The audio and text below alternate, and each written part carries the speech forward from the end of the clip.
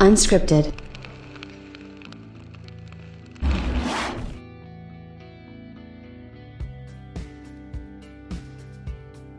You know, it's kind of good to see stuff like this when it happens, and I think that it probably takes some people by surprise. Like, it's funny, even after all of the PlayStation 5 success, you still have people out there and people in the world who want to pretend like it's not successful or it's not like the biggest launch or whatever. Like, we have statistics to actually back that up.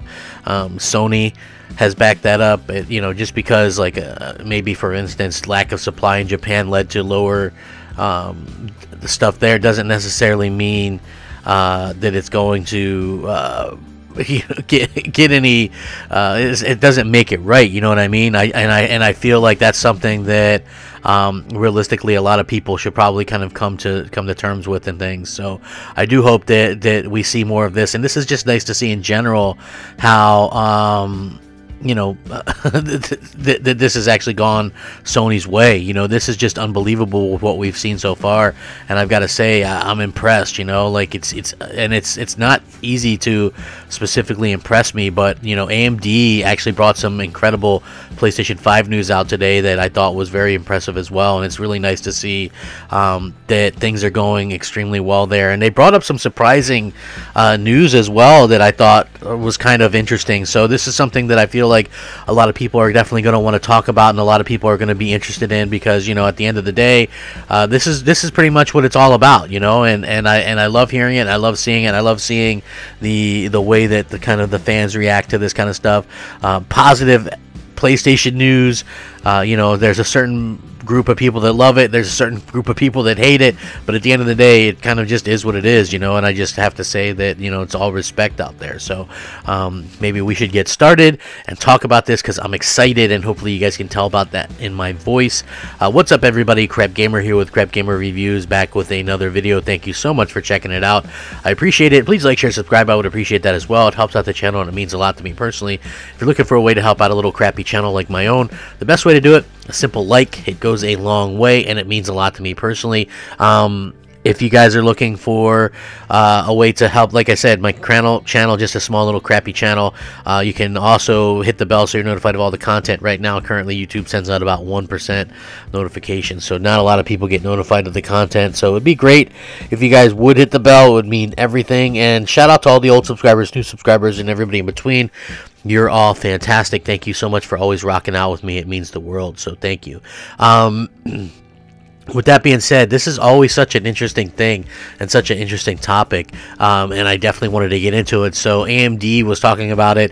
AMD CEO Lisa Su participated in a Q&A with journalists after her CES virtual keynote, where the executive unveiled the Ryzen blah blah blah series mobility processors. I don't care about that stuff, but an edited transcript and an interview was posted last Friday by VentureBeat, and among other things and other topics, the AMD CEO went over the next generation console launches by Sony and Microsoft, since those systems are powered by AMD technology. And Lisa Su said that the company is thrilled with how the releases went, in particular the higher demand for the PlayStation 5 than they actually have anticipated. So that is very, very big news as well. She actually said, "We're thrilled with how the console launch went. You've heard separately from Sony and Microsoft their discussions about the size of the launches and the receptions of the product. From our standpoint, if you think about it, with just the amount of new hardware that had to come into place, millions of units on both consoles, or all three consoles that needed to ship, it came together very nicely. As far as what we've learned, there's a higher demand than we thought, and we're trying to put more capacity into place for that, but we're very happy with the launches, with the partnerships with Sony. They have somewhat different strategies, but we partnered very well with both of them. This is a big cycle that says a lot about how much technology we've been able to integrate into the console's form factor. So obviously, this is something that really kind of comes into play with what we've been hearing from both Sony and Microsoft for the most part. Microsoft obviously takes a different strategy, where they tell you they don't even care if you buy their console, and Sony takes the exact opposite, where they definitely want you to kind of buy their console and, you know, and play their games and all that kind of stuff. So that's something that I feel like they did a really good job at sort of getting that across, and that's super important. You know, again, one of the most important things about being a consumer in any kind of world is actually feeling like you're wanted, like your money's wanted, you're wanted on that platform or whatever, and they did a good job of kind of getting consumers on board with that, and I'm very thankful that they were able to accomplish that and kind of get that out there, because I think that that's like one of the most integral parts of anything, you know what I mean? Like, who wants to go buy a console for a company that's like, we don't even care if you buy our console, we don't need you to. You know, like, to me, that's very off-putting. Not to mention, like, the game situation for Microsoft in general was very off-putting. And now to see this kind of come out and happen like this really just goes to show that, you know, that the PlayStation 5 is indeed everything that we thought it was, and more, you know, and I think that that's fantastic, you know, just being able to see the things that have been able to come out of this, you know, and I think that's been sort of an incredible thing to see, and, you know, I actually absolutely love it, you know, and again, that's not a knock on Xbox, you know what I mean? That's not a knock on Xbox or anything like that. You know, I really do hope that we continue to get some great things with that, you know what I mean, with these consoles and stuff like that. And the fact that we're only just starting, it really means everything, you know. And I think that the fact that everybody is out there just is fantastic, you know, and I think that would be great, you know what I mean, and I think that it's really fantastic to sort of see how great these things are kind of coming about. There is going to be more stock coming in, so everybody that's out there looking for a PlayStation 5, I think you're going to be pleasantly surprised that you're going to be able to see, you know, basically what's going to be happening there, and it looks like particularly in the UK, politicians are pushing for like bot bans due to stock shortages and stuff like that, because it really does suck. Like, you would have thought, here we are almost in February already. Wow, I mean, time really flies, folks.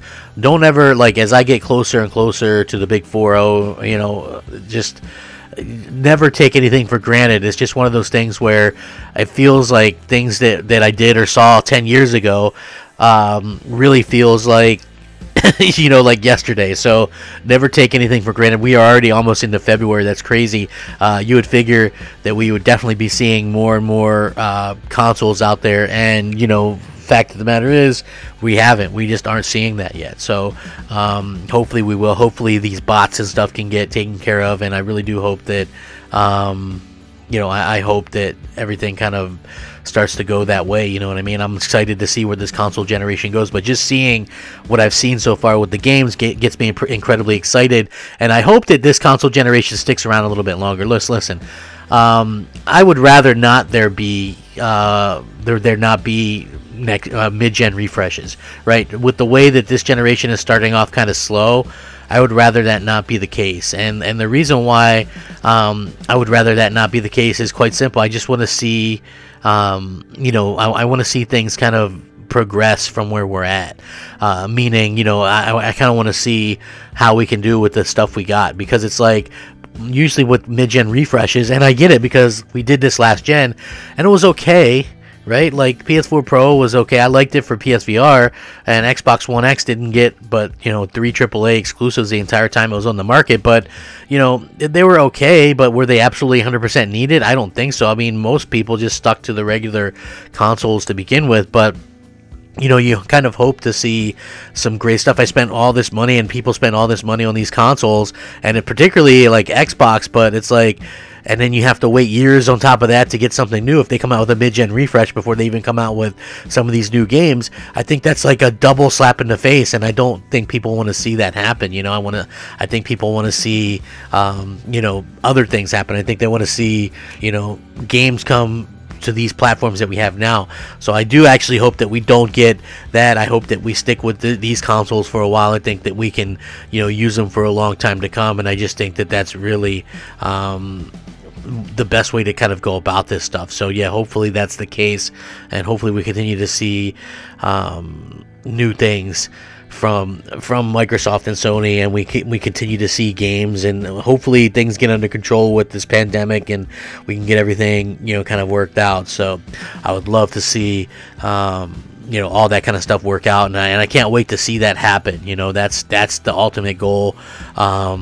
I want to see that happen, and I want to see you know, fans be able to play games and enjoy the stuff that they really want to enjoy and play. So that's what it all comes down to me personally, and I do hope that we can actually get to that point sooner rather than later. But at the end of the day, it really kind of comes down to what everybody else is thinking as well. Like, if you guys think that that's something that should happen, you know, you got to let the companies know.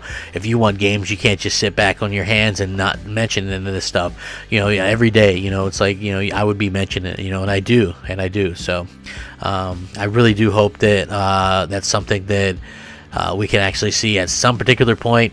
I can't wait to see the games that are coming forward, because that sounds like it's going to be incredible, and I'm really looking forward to anything that these companies have to show us, any kind of surprises and stuff like that. So I would appreciate each and every one of you guys.